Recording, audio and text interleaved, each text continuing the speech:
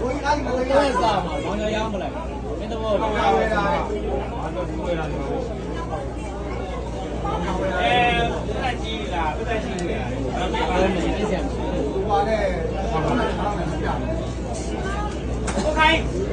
ရက်ကတည်းကကြားပါမြန်မာနိုင်ငံအဲ့ရွက်တွေပါကိုနမရင်းနဲ့ပါဟုတ်ကဲ့နေချက်စင်စားကြည့်ခုနကရနဲ့စားဟုတ်တော့လာဘောကဟိုကစာလေးလည်းလာကောင်းတင်းတင်းလေးထိုးခိုင်းလို့ဟုတ်ပါဒီစလေးကတော့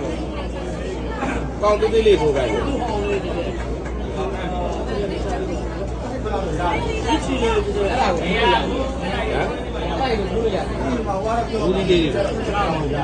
ဘာတော့